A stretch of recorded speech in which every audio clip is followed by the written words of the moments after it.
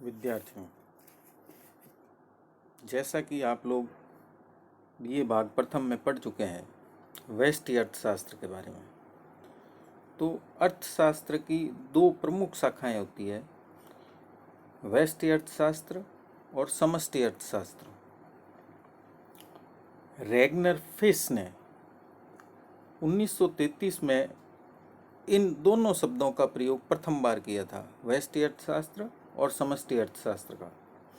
व्यष्टि अर्थशास्त्र में आप लोगों ने बीए फर्स्ट ईयर में पढ़ी है, उसमें हम एक व्यक्तिगत आर्थिक इकाई जैसे परिवार है, उपभोक्ता है, फर्म है, उद्योग है आदि के आर्थिक व्यवहार का अध्ययन करते हैं। व्यष्टि अर्थशास्त्र को प्राय कीमत सिद्धांत भी कहा जाता है। माइक्रो शब्द उसको कहते हैं माइक्रो इकोनॉमिक्स। तो माइक्रो शब्द ग्रीक शब्द मिक्रोस से बना है, जिसका अर्थ है छोटा। तो उसमें हम उन प्रश्नों का अध्ययन करते हैं जैसे कि एक उपभोक्ता वस्तुओं की दी हुई कीमतों एवं दी हुई आमदनी से किस प्रकार अधिकतम संतोष प्राप्त करेगा, एक फर्म वस्तु की दी हुई कीमत पर कितना उत्पादन करेगी, एक उद्योग में वस्तु की कीमत कैसे निर्धारित होगी, वस्तु की सापेक्ष कीमतें कैसे निर्धारित होगी, उत्पादन के साधनों का प्रतिफल कैसे निर्धारित होगा आदि। तो इस प्रकार हम व्यष्टि अर्थशास्त्र में कुल उत्पादन की बनावट और आवंटन को स्पष्ट करते हैं।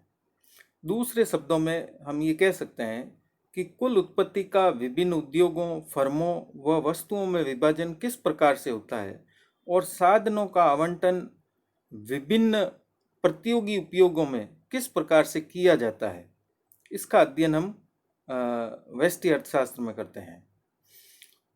कुछ सीमा तक समष्टि या योग का विचार व्यष्टि अर्थशास्त्र में भी आता है। जैसे हम बाजार मांग वक्र, व्यक्तिगत मांग वक्रों का योग होता है, इसी प्रकार से एक उद्योग भी उसमें पाई जाने वाली विभिन्न फर्मों का समूह होती है। तो जब हम उसमें उद्योग का संतुलन भी देखते हैं, तो इस प्रकार से व्यष्टि अर्थशास्त्र में जिस हम लघु इकाई की चर्चा करते हैं वह कुछ इकाइयों का योग या समूह भी हो सकती है, लेकिन ये ध्यान रखने योग्य है कि वह समूह अपने क्षेत्र में संपूर्ण अर्थव्यवस्था को शामिल नहीं करता है, अन्यथा वह समष्टि अर्थशास्त्र के क्षेत्र में प्रवेश कर जाएगा।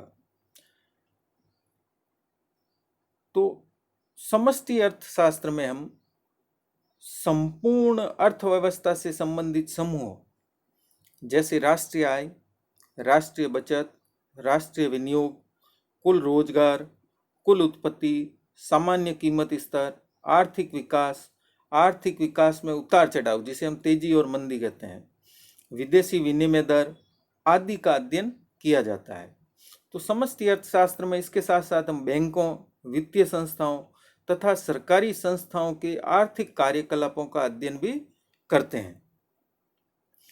प्रोफेसर गार्डनर एक्ले ने 1961 में अपनी पुस्तक माइक्रो इकोनॉमिक थ्योरी में इस समष्टि अर्थशास्त्र की एक बहुत ही सुंदर परिभाषा दी है, जो इस प्रकार से है कि समष्टि अर्थशास्त्र आर्थिक विषयों पर व्यापक रूप से विचार करता है। इसका संबंध आर्थिक जीवन के संपूर्ण विस्तार या आयाम से होता है।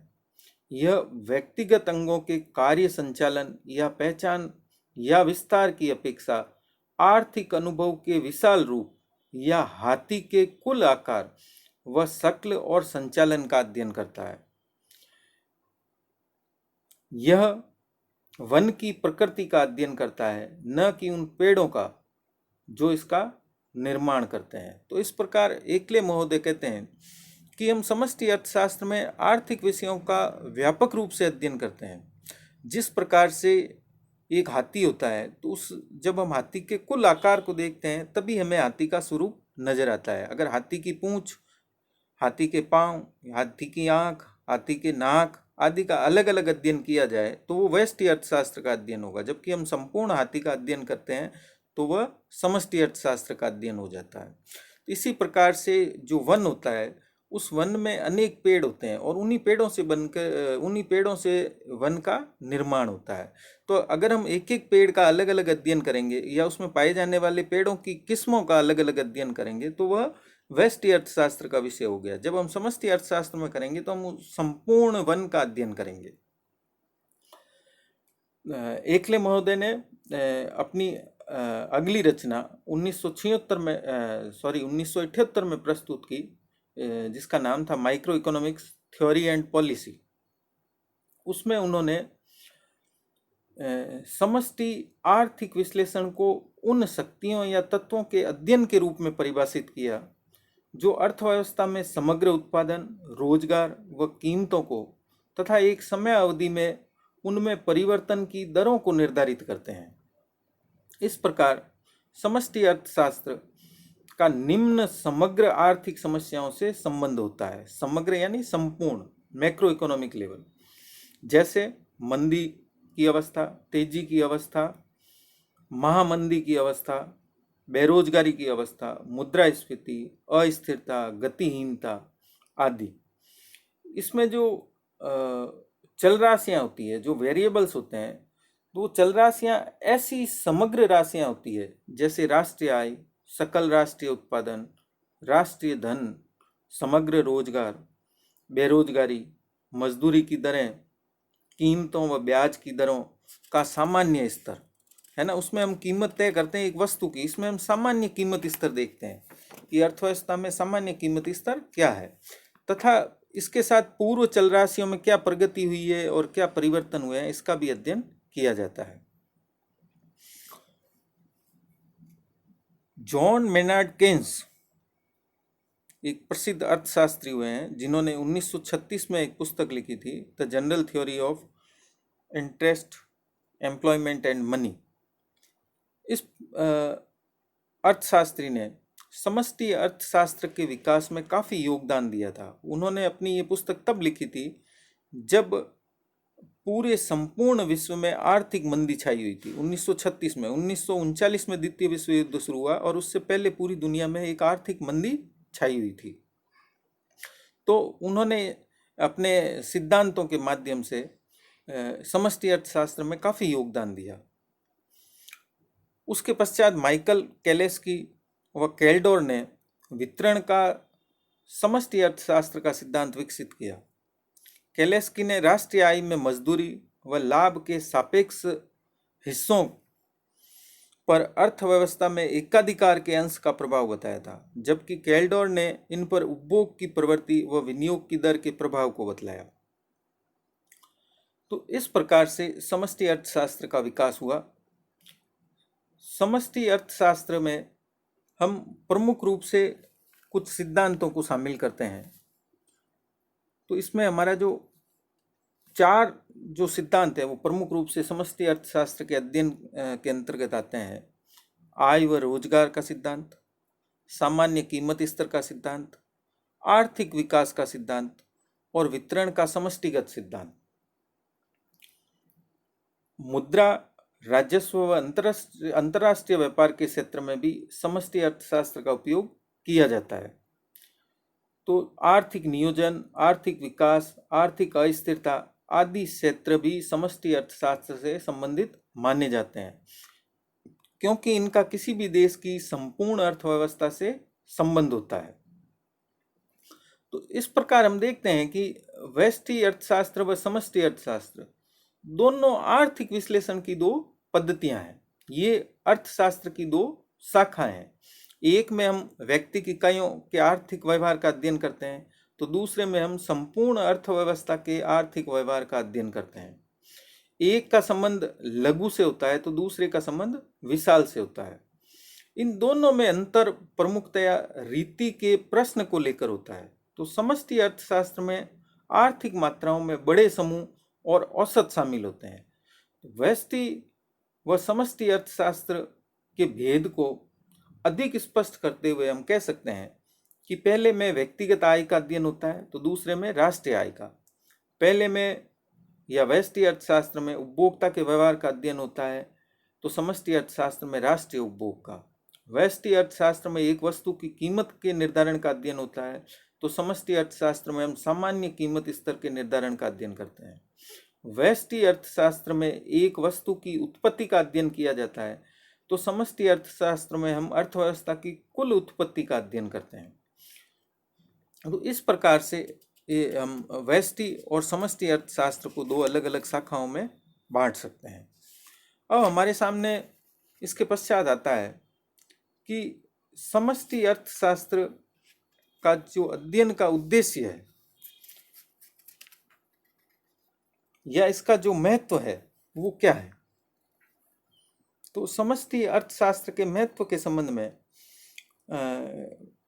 हम ये कह सकते हैं कि प्रोफेसर पिगू और मार्शल ने व्यष्टि अर्थशास्त्र की समस्याओं पर ज़्यादा जोर दिया था, है ना। पिगू ने कल्याणकारी अर्थशास्त्र का दिया, तो मार्शल ने मांग के सिद्धांत का, मांग की लोच आदि का अध्ययन प्रस्तुत किया। लेकिन लगभग पिछले 75 से 80 वर्षों में समष्टि अर्थशास्त्र काफ़ी लोकप्रिय हुआ है। 1930 से जो दशक प्रारंभ होता है उसमें विश्वव्यापी मंदी का संकट विश्व के सामने था, और उस समय उस मंदी ने समष्टि अर्थशास्त्र को आगे बढ़ाया। जैसा कि मैंने पूर्व में बताया था कि किन्स ने अपनी प्रसिद्ध पुस्तक general theory of employment, interest and money के 1936 में प्रकाशित हो जाने के बाद तो समष्टि अर्थशास्त्र ने बहुत ही ज़्यादा विकास किया है। किन्स के समर्थकों व उसके बाद के विद्वानों ने उसके विचारों को नवीन अनुभव के आधार पर संशोधित किया, और आजकल तो संपूर्ण अर्थव्यवस्था से संबंधित आर्थिक चल राशियों या चरों जैसे कुल रोजगार है, कुल उत्पादन है, राष्ट्रीय विनियोग है, राष्ट्रीय बचत है, सामान्य मूल्य स्तर है आदि का महत्व, अध्ययन का महत्व इतना बढ़ गया है कि इनकी चर्चा हम आमतौर पर सुनने में मिलती है।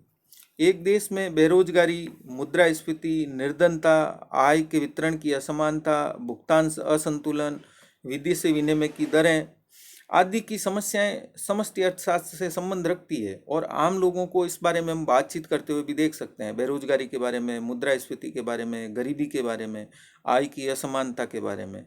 तो इस प्रकार से समष्टि अर्थशास्त्र का महत्व बढ़ जाता है। समष्टि अर्थशास्त्र के महत्व के अंतर्गत हम सबसे पहले लेते हैं आर्थिक नीतियों के निर्धारण में। समष्टि अर्थशास्त्र को नीतिपरक माना गया है, पॉलिसी ओरिएंटेड होता है। तो यह प्रश्न करता है कि सरकारी नीतियां कहां तक उत्पत्ति व रोजगार को प्रभावित करती है, मुद्रास्फीति किस सीमा तक सरकारी नीतियों का परिणाम रही है। तो ये जो हमारे सामने प्रश्न है, उन प्रश्नों का जवाब हमें समष्टि अर्थशास्त्र के अंतर्गत प्राप्त होता है। और आजकल सभी राष्ट्रों की सरकारें आर्थिक नीतियां निर्धारित करती है ताकि देशवासियों को रोजगार प्राप्त हो सके, निर्धनता कम हो सके, राष्ट्रीय आय में पर्याप्त मात्रा में वृद्धि हो सके, सामान्य कीमतें स्थिर रह सके और देश में बचत व विनियोग में वृद्धि हो सके। इसलिए इनसे संबंधित आंकड़े जो इकट्ठे किए जाते हैं और जो आवश्यक नीतियां लागू की जाती है, वो उनका अध्ययन समष्टि अर्थशास्त्र के बिना संभव नहीं है। जैसे मान लें कि भारत में श्रम शक्ति तेजी से बढ़ रही है और संपूर्ण अर्थव्यवस्था में अधिक रोजगार की स्थिति उत्पन्न करने के लिए समष्टिगत निर्णय लिए जाने आवश्यक हो गए हैं। तो विकसित राष्ट्रों में प्रभावपूर्ण मांग में कमी के कारण बेरोजगारी उत्पन्न होती है, जिसको दूर करने के लिए वो मौद्रिक एवं राजकोषीय नीतियों का सहारा लेते हैं। विकासशील देशों में विनियोग या निवेश को बढ़ाकर रोजगार उत्पन्न करने का प्रयास किया जाता है। तो इस प्रकार से हमने देखा कि समष्टि अर्थशास्त्र में कई जो राष्ट्र से संबंधित समस्याएं होती है, उनसे संबंधित जो नीतियां बनाई जाती है, उसके लिए समष्टि अर्थशास्त्र के अध्ययन का महत्व है, और बिना समष्टि अर्थशास्त्र के अध्ययन के हम उन नीतियों का निर्माण नहीं कर सकते। फिर दूसरा है कि आर्थिक नियोजन के क्षेत्र में जो आजकल का युग है, जो विकासशील और विकसित देश हैं, दोनों ही अपना आर्थिक विकास आर्थिक नियोजन के माध्यम से करना चाहते हैं। आर्थिक नियोजन में हम संपूर्ण अर्थव्यवस्था पर ध्यान केंद्रित करते हैं, और जब हम संपूर्ण अर्थव्यवस्था पर ध्यान केंद्रित करते हैं तो यह समष्टि अर्थशास्त्र के अंतर्गत आ जाता है। तो नियोजन की प्रक्रिया में बचत और विनियोग की दरें निर्धारित करते हैं, और इनको बढ़ाने के उपाय किए जाते हैं।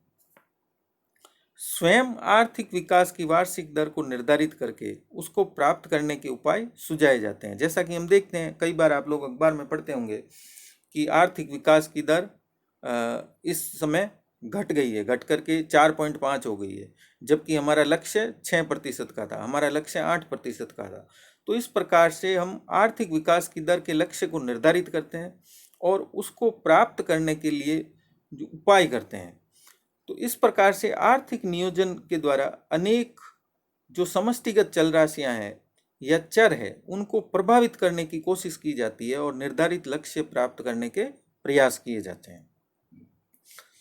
फिर तीसरा इसका महत्व है व्यष्टि अर्थशास्त्र के अध्ययन के लिए। एक उद्योग में जैसे मजदूरी का निर्धारण है, अर्थव्यवस्था में मजदूरी की सामान्य स्थिति से प्रभावित अवश्य होता है। एक वस्तु की कीमत भी देश में प्रचलित सामान्य कीमत स्तर से प्रभावित होती है। इसी प्रकार मुद्रास्फीति की परिस्थितियां साधारण मुद्रास्फीति की परिस्थितियों में साधारण वस्तुओं के मूल्य ऊंचे हो जाते हैं और आर्थिक मंदी जब व्याप्त होती है तो मूल्य नीचे हो जाते हैं। तो इस प्रकार से हम देखते हैं कि व्यष्टि अर्थशास्त्र के अध्ययन के लिए भी समष्टि अर्थशास्त्र का अध्ययन आवश्यक है। हम इन दोनों के एक दूसरे के अध्ययन को करने के लिए, जैसे व्यष्टि का अध्ययन करने के लिए हमें समष्टि के अध्ययन की आवश्यकता होती है, उसी प्रकार से समष्टि के अध्ययन के लिए व्यष्टि के अध्ययन की भी आवश्यकता होती है। फिर चौथा है कि समग्र यानी एग्रीगेट या समूह का ज्ञान पृथक से होना आवश्यक है। समूह जैसे हम व्यष्टि अर्थशास्त्र में कहते हैं व्यक्तिगत इकाइयों का जोड़, है ना, जो व्यक्तिगत मांग वक्रों का जोड़ बाजार मांग वक्र हो जाता है। तो समूह या समग्र जो होता है वो मात्र व्यक्तिगत इकाइयों का जोड़ नहीं होता है, इसके व्यापार की अपनी एक स्वतंत्र विशेषता होती है जिससे हमें परिचित होना पड़ेगा। जैसा कि वन का उदाहरण दिया था मैंने, एक वन केवल विभिन्न पेड़ों के योग से नहीं बनता है, बल्कि उसमें कुछ अपनापन भी होता है जिसे पहचानने की आवश्यकता होती है। एक अर्थव्यवस्था भी विभिन्न स्वतंत्र आर्थिक इकाइयों का समूह मात्र नहीं होती है।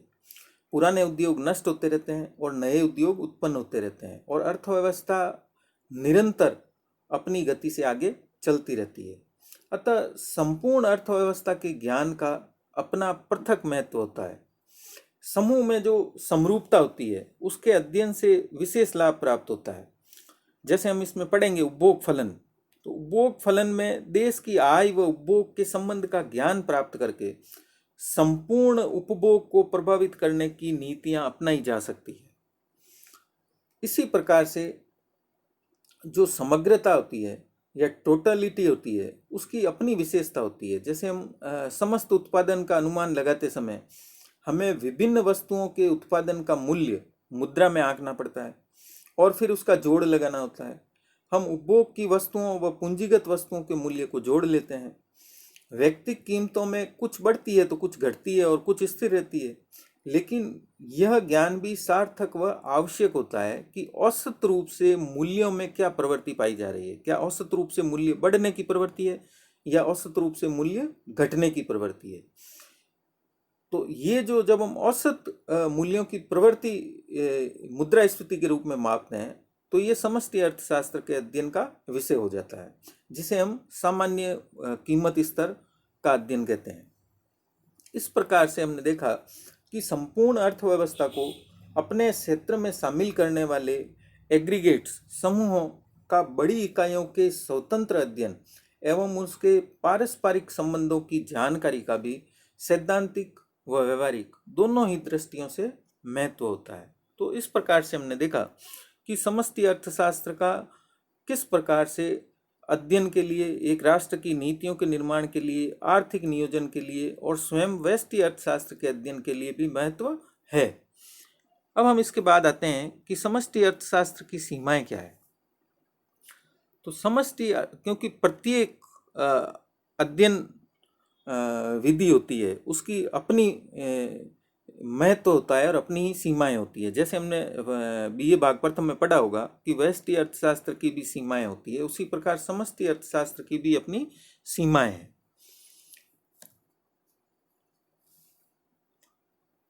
तो इसकी जो पहली सीमा है वो है कि परिणाम जो निकालने की प्रक्रिया होती है वो बड़ी ही जटिल होती है। जैसे उदाहरण के रूप में हम मान लें कि विभिन्न वस्तुओं व सेवाओं का मूल्य आंक कर उनकी सहायता से राष्ट्रीय आय का अनुमान लगाना काफ़ी कठिन होता है। सामान्य मूल्य स्तर का पता लगाने के लिए हमें थोक मूल्य सूचकांक बनाने होते हैं, जिनमें हमें भार निर्धारित करना होता है, फिर वस्तुओं का चुनाव करना होता है, फिर कीमतों का संग्रह करना होता है। तो इन सब में हमें अनेक प्रकार की कठिनाइयों का सामना करना पड़ता है। कई जगह या कई चरणों में हमें औसत निकालना होता है। तो संपूर्ण प्रक्रिया जो है वो काफ़ी जटिल हो जाती है। तो समष्टिगत इकाइयों का ज्ञान प्राप्त करने के लिए हमें विभिन्न विधियों का उपयोग करना आवश्यक हो जाता है। आजकल सांख्यिकी के विस्तार के साथ इन समस्याओं में काफ़ी सुधार हुआ है और यह प्रक्रिया निरंतर सांख्यिकी के विकास के साथ साथ जारी रहेगी। दूसरी फिर इसकी सीमा है कि डाउटफुल रिजल्ट प्राप्त हो सकते हैं, यानी भ्रमात्मक परिणाम निकलने का भय हमेशा ही बना रहता है, क्योंकि इसमें हम सांख्यिकी विधियों का प्रयोग करते हैं और सांख्यिकी विधियों से पूर्णतया परिचित न होने के कारण कभी कभी कुछ व्यक्ति समग्र राशि को देखकर गलत परिणाम भी निकाल लेते हैं। जैसे कि कृषि पदार्थों के भाव घट गए हैं और औद्योगिक पदार्थों के भाव बढ़ गए हैं। कृषि के भाव घटे हैं और औद्योगिक पदार्थों के भाव बढ़े हैं। ऐसी स्थिति में जब हम सामान्य कीमत स्तर निकालेंगे या औसत निकालेंगे तो वह एक के भाव बढ़े हैं और दूसरे के भाव घटे हैं, तो दोनों औसत के रूप में समान आ जाएंगे, जिससे हमें यह भ्रम उत्पन्न हो सकता है कि मूल्यों में उतार चढ़ाव आया ही नहीं है, जबकि कृषि क्षेत्र में भाव घटे हैं और औद्योगिक क्षेत्र में भाव बढ़े हैं। तो सामान्य कीमत स्तर की स्थिति को देखकर हम कृषि और उद्योग इन दोनों आर्थिक क्षेत्रों की विभिन्न व विपरीत दशाओं का हमें ज्ञान नहीं हो पाता है। हो सकता है कि एक का प्रभाव दूसरे के प्रभाव को समाप्त कर दे। तो ऐसी स्थिति में निष्कर्षों का सही अर्थ लगाना होता है, जिसके लिए विशेष योग्यता, दक्षता व सावधानी की आवश्यकता होती है। जैसा कि मैंने बताया था, हमें सांख्यिकी विधियों का संपूर्ण ज्ञान होना चाहिए। फिर इसकी जो तीसरी सीमा है वो है विशाल इकाइयों को आवश्यकता अनुसार परिवर्तित करने में कठिनाई होती है। जो कोई भी अर्थव्यवस्था हो तो उसमें अर्थव्यवस्था से संबंधित जो बड़ी इकाइयाँ होती है, जैसे राष्ट्रीय आय है या राष्ट्रीय उपभोग की हम बात करते हैं, राष्ट्रीय बचत की करते हैं, राष्ट्रीय विनियोग की करते हैं, हम कहते हैं आर्थिक विकास की दर, सामान्य मूल्य स्तर को लक्ष्य के अनुसार, यानी जो हमने लक्ष्य निर्धारित किया है, जो टारगेट निर्धारित किया है, उसके अनुसार बदलना काफ़ी कठिन होता है। भारत जैसे राष्ट्रों में कई प्रकार के जो प्राकृतिक तत्व होते हैं वो पाए जाते हैं, जो लक्ष्य या टारगेट के अनुसार प्रगति नहीं होने देते हैं। कुछ फिजिकल फैक्टर होते हैं, उन फिजिकल फैक्टर के कारण भी हम टारगेट को प्राप्त नहीं कर पाते हैं। फिर भी जो प्रभावपूर्ण आर्थिक नीतियां अपनाकर इन आर्थिक चल राशियों को परिवर्तित किया जा सकता है और किया भी जाना चाहिए। इस संबंध में समष्टि अर्थशास्त्र निश्चित रूप से प्रभावपूर्ण नीतियों का एक आवश्यक सम्मिश्रण, यानी एक मिक्सर प्रस्तुत करता है। इस दृष्टि से इसकी उपयोगिता स्वीकार की जानी चाहिए। तो हमने देखा कि समष्टि अर्थशास्त्र क्या है, वो व्यष्टि अर्थशास्त्र से किस प्रकार से भिन्न है, और समष्टि अर्थशास्त्र का अध्ययन की दृष्टि से क्या महत्व है, राष्ट्र की नीतियों के निर्माण की दृष्टि से क्या महत्व है, और समष्टि अर्थशास्त्र की क्या सीमा है। इसके संबंध में आप लोगों के किसी प्रकार के सुझाव, किसी प्रकार से के प्रश्न या किसी प्रकार की समस्याएं हो तो आप संपर्क कर सकते हैं।